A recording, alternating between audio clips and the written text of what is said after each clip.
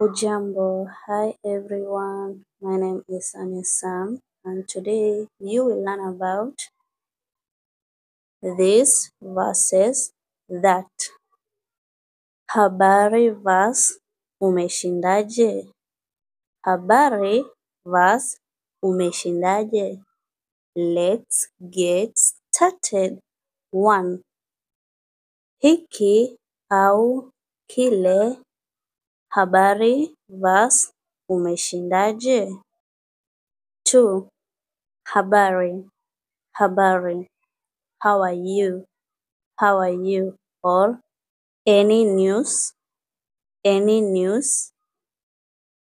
General greeting. Use any time of day.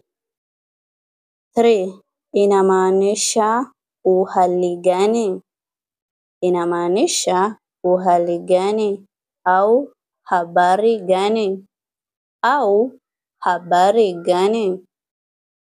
Salamu ya kawaida muda wowote. Salamu ya kawaida muda wowote. 4. Habari. Habari. How are you? Or any news? Any news? 1. Use any time of day. 2. Very common greetings. 3. Safe for beginners.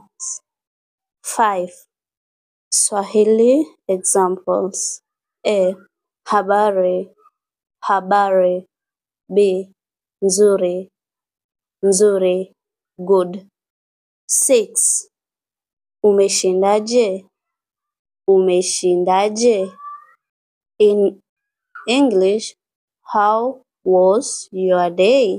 Use in the every after someone has spent the day doing something. 7. Examples. Umeshindaje? Umeshindaje? Nimeshinda vizuri. Nimeshinda vizuri. I spent the day well. Quiz. Habari. Greetings. Umeshindaje? Umeshindaje? Comment below. Which one do you use more? Habari or umeshindaje?